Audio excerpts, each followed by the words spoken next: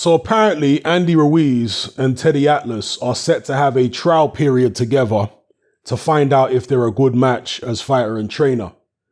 So there's a couple things to look at here.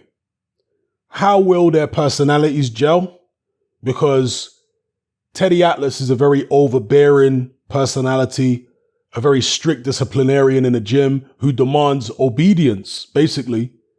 And in stark contrast to that, Andy Ruiz is a very mild-mannered, happy-go-lucky type personality who is notoriously undisciplined in the gym and outside the gym. So very different personalities. Going to be interesting to see if they gel at all. Then you have to look at the boxing styles, because Teddy Atlas is the last disciple of Costamado who's still relevant in boxing today. Kevin Rooney's pretty much a recluse. He's no longer relevant. And Jay Bright, I mean, he was never really much of a trainer to begin with, no disrespect. So Teddy Atlas is the last Costamado disciple still relevant. Having said that, Teddy Atlas doesn't just teach the typical D'Amato style, because the style that D'Amato would teach was a pressure style, which D'Amato referred to as elusive aggressiveness. So he liked his fighters to be aggressive, but elusive at the same time, using head movement and creating angles with footwork and what have you. But Teddy Atlas, throughout the years, has trained people like Michael Mora, Shannon Briggs, etc. And these guys didn't have anything like the typical D'Amato pressure style. Teddy Atlas taught them very different types of technique. But when Teddy Atlas works with pressure fighters, he teaches them that classic D'Amato style, as we saw when he trained Alexander Povetkin for a brief period. And in fact, you can still see the things that Teddy Atlas taught Alexander Povetkin in Povetkin now, particularly when Povetkin's fighting taller opponents. It was very, very evident as soon as Atlas started working with Povetkin. You could see the Teddy Atlas Costamado blueprint on what Povetkin was doing, you know, the influence, should I say. Now, that particular style of boxing could work for Andy Ruiz, because Andy Ruiz, as we all know, is a pressure fighter. However, the D'Amato style requires you to have a certain level of agility. And you certainly need to be able to move your upper body. With Andy Ruiz, he's carrying so much weight around his waist, it doesn't allow him to have that side-to-side head movement like a Costamado fighter. So he's going to need to drop a lot of weight before he can articulate his waist in that way. And also the footwork. D'Amato would like, and of course Atlas, who's disciple of Costamado, he would like his fighters to be able to move off to the side really quickly and pivot with their feet. Again, Andy Ruiz at 260 pounds plus, he's not going to be able to do that. He's going to have to drop a hell of a lot of weight before he can do any of that. Then you look at his punch technique. Now, one of the things that Teddy Atlas picked up on, which is pretty obvious if you watch Andy Ruiz, is that he often throws wide hooks. His hooks are not always very tight. Sometimes they are, like the hook he caught Anthony Joshua with in that third round was a real tight hook. But a lot of the time, his hooks are very wide.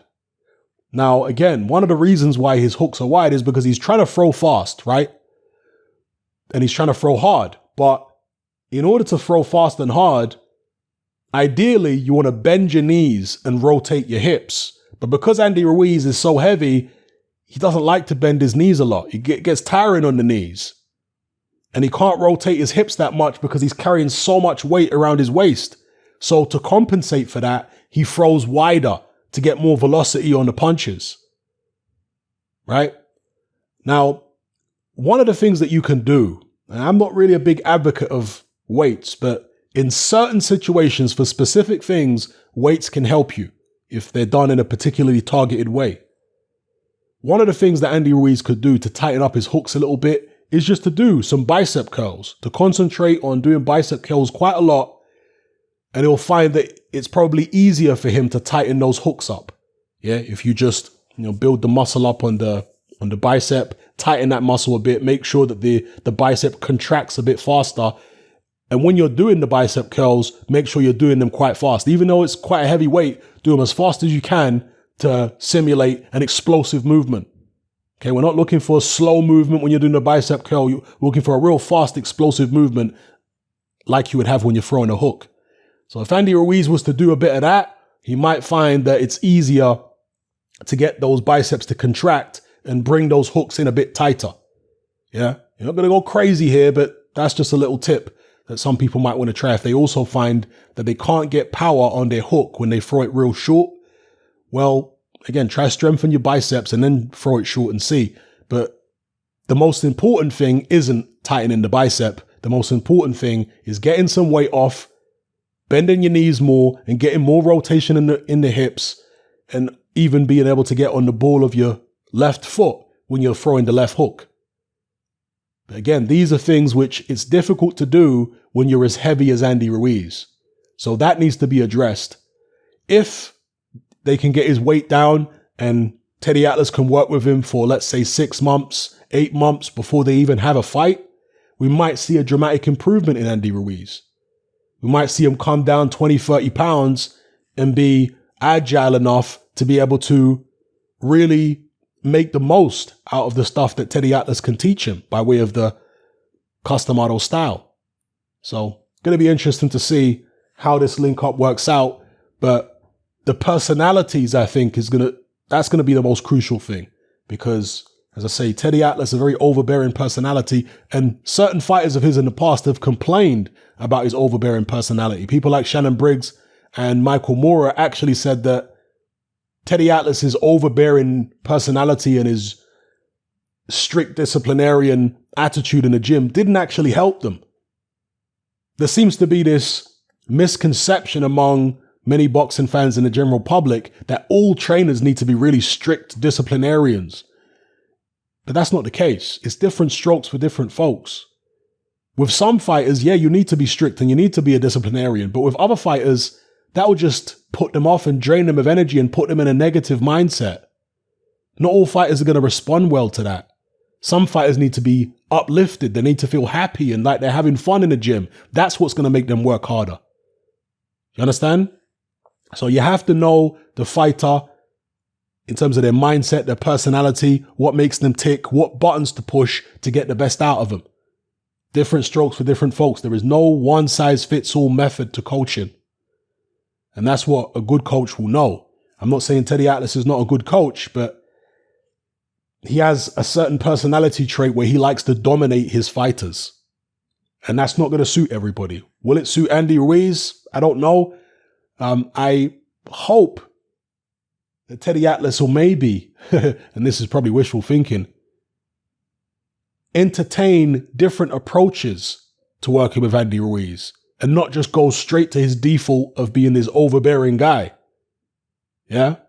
I hope it entertained a different approach maybe, because I do think that there is the potential for a real good partnership there between Andy Ruiz and Teddy Atlas. But Teddy Atlas's personality might be the issue. Obviously, Andy Ruiz's personality is an issue as well because he hasn't been in shape most of his career or most of his life.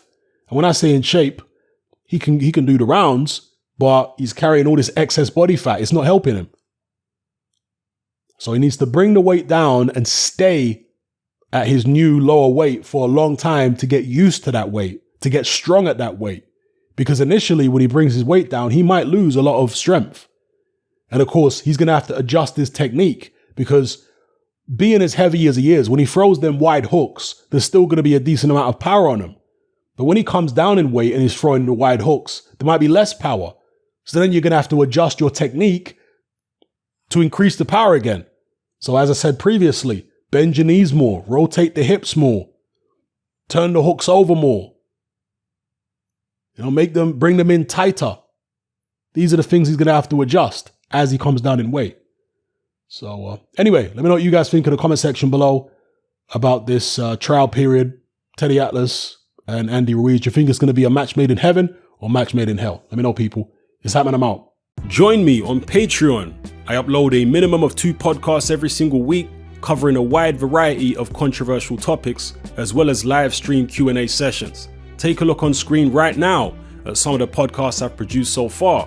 For just $3 a month, the equivalent of about £2 a month, you get access to all my new podcasts and my entire back catalogue of past podcasts, including my popular Confessions of a Nightclub Bouncer series. You can listen on your computer or on your smartphone or tablet by downloading the Patreon app from the Google Play Store or the App Store for free. The Patreon app also allows you to download each podcast in MP3. For less than the price of a cup of coffee, you get access to dozens of hours of exclusive content.